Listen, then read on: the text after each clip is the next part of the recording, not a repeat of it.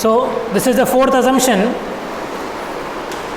where if you see, this is the stress strain distribution for concrete. Okay, this is what strength of concrete, FCK. Okay, strength of concrete is given by FCK.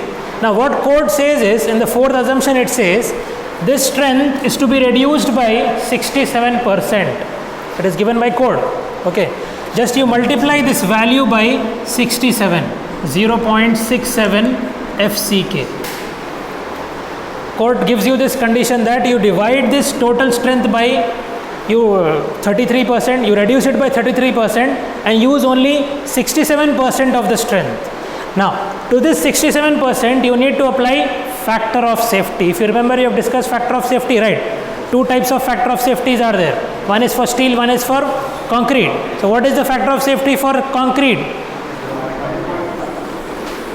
0.67 FCK by 1.5. Factor of safety for concrete. Okay, now if you just calculate this one, this will be 0.36 FCK. What does this mean? Out of the total 100% strength of concrete, you are using only 36% of its strength. The remaining 64% is to be neglected. Only 36% of the strength is used. This curve is called as design curve. What it is called as? Design curve. Okay, all the structures are to be designed considering this strength of concrete. Okay, similarly, one more graph is there for you, that is for steel.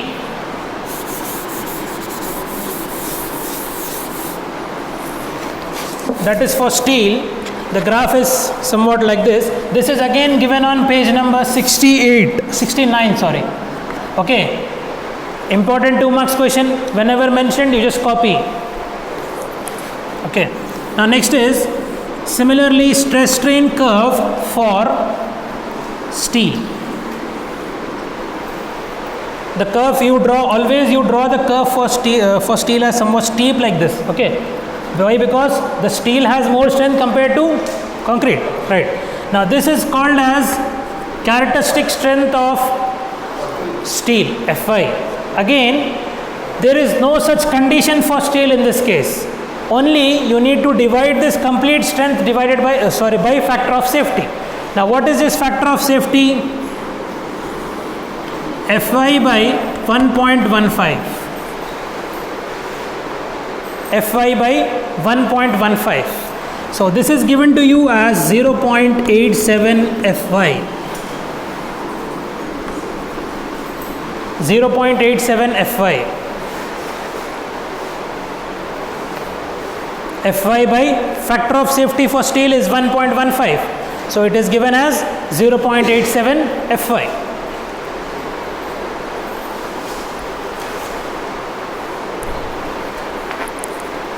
Now again, this is called as design curve. This is called as design curve.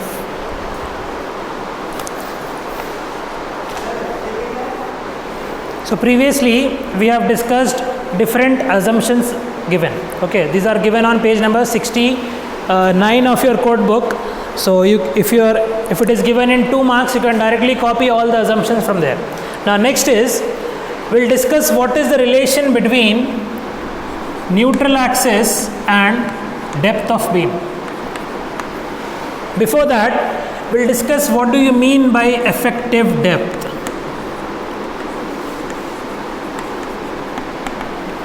Effective depth. Now if you see, this is a beam like this, okay, rectangular beam, which has got, this is called as breadth of beam, this is called as depth of beam.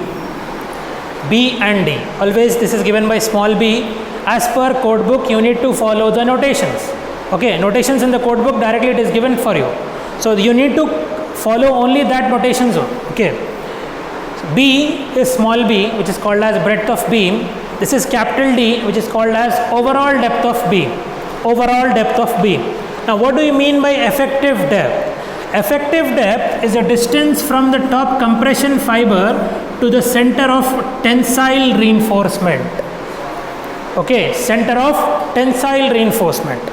From top compression fiber to the center of tensile reinforcement. I'll write the definition for you.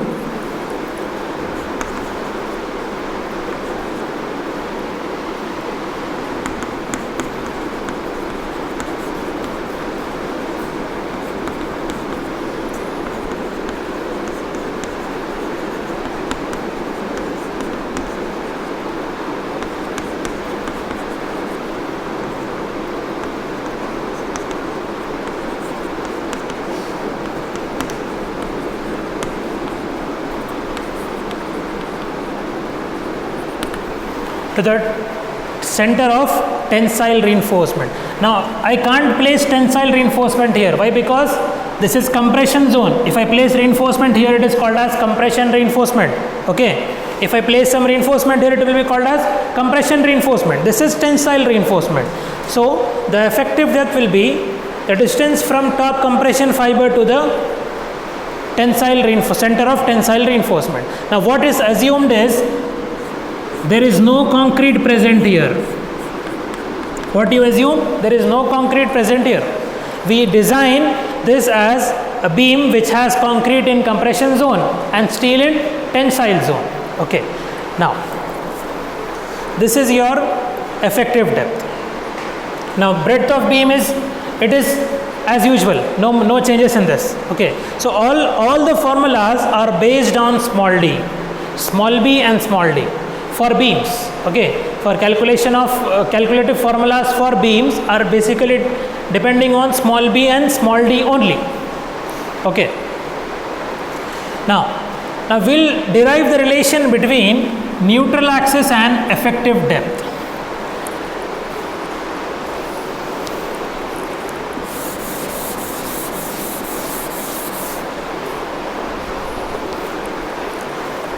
Neutral axis and effective depth. Now see here, we'll derive the relation between neutral axis and effective depth. We'll write down, let xu is the depth of neutral axis from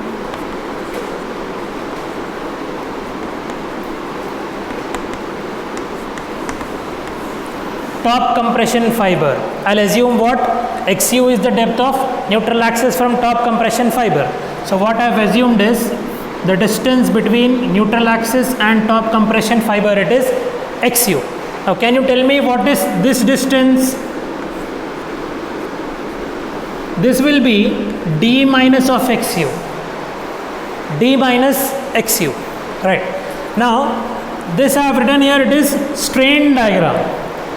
Strain diagram, okay, this is strain diagram which we have discussed in our last class. Okay, so what is the maximum tensile strain in the beam as per assumptions value? If you see assumption which we have written, third assumption, if you remember, third assumption, the maximum strain in tensile reinforcement, it is given as Fy by 1.15 ES plus 0.002. Okay. Similarly, the maximum strain in compression fiber, it is given as 0.0035. Okay, 0.0035. Correct. Now, what we do, using the similar triangles, we'll try to solve this one and generate one relation between xu and d. Okay. So I'll write down like this. Xu by 0.0035, xu by 0.0035 is equal to d minus xu by Fy by 1.15 ES plus 0.002. Okay, Fy by 1.15 ES 0. What I am doing here is ratio of these two sides is equal to ratio of these two sides. Okay, this by using similar triangles. Now what I will do, I will take this to the numerator, this will be coming to the denominator. Fy by 1.15 es plus 0.002 whole divided by 0.0035 is equal to d minus xu by xu. What I can do here, I can write like this, d by xu minus xu by xu. I can write like this. I can separate the denominator. So this will be cancelled, it will be 1 now. Now this one coming to this side, d by xu is equal to Fy by 1.15 es plus 0.002 whole divided by 0.0035 plus 1. Okay, this negative 1 coming to the left hand side will be positive. Okay, now I will simplify this one. D by xu is equal to Fy by 1.15 es plus 0.002 plus 0.0035 whole divided by 0.0035. What I have taken the 0.0035 as LCM and simplified this one. So this will be d by xu is equal to Fy by 1.15 es plus 0.0055 whole divided by 0.0035. Now here you got the relation between d and xu, or d is equal to this times xu, or xu is equal to this times of d with a minus 1. So this can be written as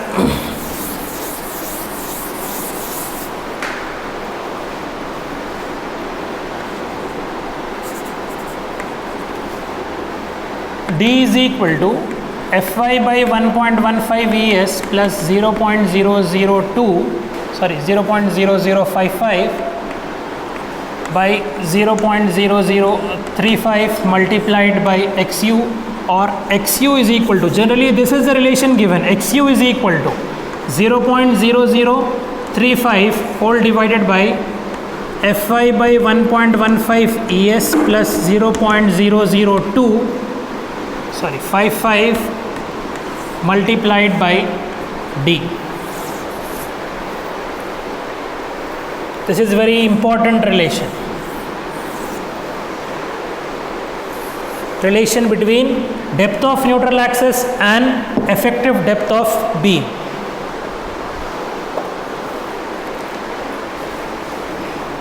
If you have seen previously, we have discussed what is M20 concrete, right? M20 means a mix of concrete whose compressive strength is 20 Newton per millimeter square. Similarly, you have Fe415 or Fe250 or Fe500 grades of reinforcement. What does this gives you? This gives the tensile strength of steel bar, because you cannot test steel bar in compression, not possible at all. You cannot apply compression on steel bar. Though results, infinite results you will get. You will apply what? Tensile reinforcement, tensile strength on tensile forces on the bar. You take a steel bar like this, you pull it in universal testing machine. So this gives you the tensile strength of reinforcement bar. Okay, if you pull a bar like this, how much strength you are getting? What this Fe stand for? Ferrous, iron. Okay, iron is which periodic table iron is called as ferrous. Okay, so ferrous is 415. This is called tensile strength. Now for this different types, here Fy will be equal to 415. Here Fy will be equal to Newton per millimeter square or megapascal, and here Fy is equal to 500 MPa. So these are different grades of steel available. Okay, nowadays you are also getting Fe550 grade steel. Fe550 grade steel is also available, and also many advancements of in concrete industry is also done now. You can get a concrete of M100 grade now. M100, M150. Okay, by mixing many admixtures you can prepare a hard concrete or concrete which has got good compressive strength. This is also possible. They say that one type of concrete which is called as ductile concrete, it has got a strength equal to steel. Compressive strength is equal to 500 MPa. They say that. Okay, many tests has to be performed on this concrete. Still, it is under research work only. Okay, so here FCK, pause there. FCK is equal to 20 MPa. Similarly, you have M30. Here FCK is equal to 30 MPa. Whatever mixed design you do, how much compressive strength, that will be equal to your compressive strength of concrete. Clear? Using this equation is equation for XU max. What code says is, this is the limiting depth of neutral axis. Okay, below this point neutral axis cannot go. Okay, this is exact point where the zero stress and zero tensile and compressive stresses are occurring. Okay, so this is denoted by XU max now. XU max means maximum depth of neutral axis or limiting depth of neutral axis. So XU max is equal to, suppose I am taking Fe415, I am writing here for Fe415, I'll substitute the value of Fy equal to 415 here and Young's modulus of steel here to get what is the relation between XU max and D. So write down here also, this is XU max or limiting depth. Okay, so I'll substitute here 0.0035 all divided by Fy is 415 divided by 1.15 into 2 10 power 5 plus 0.0055.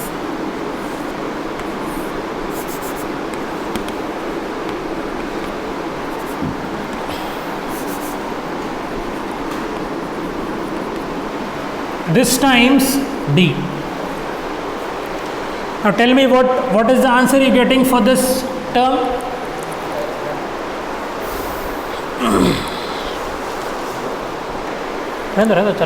Pause kare.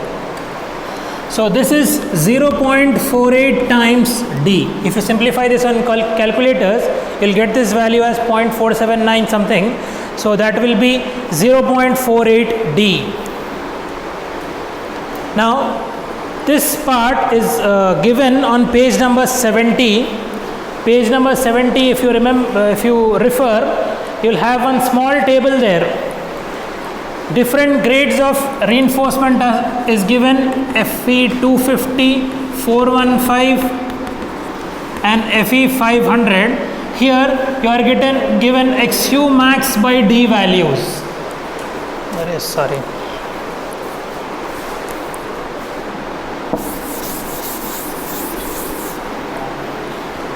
Different grades of steel is given, Fe 250, Fe 415 and Fe 500.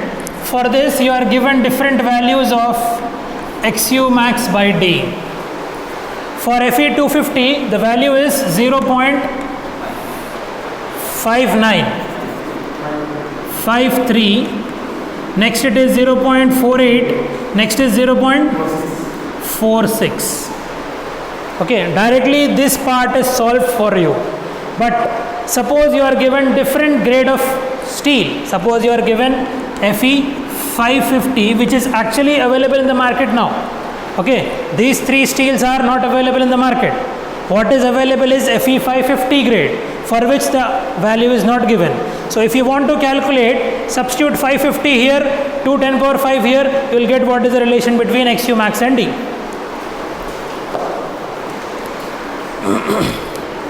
Pause करो.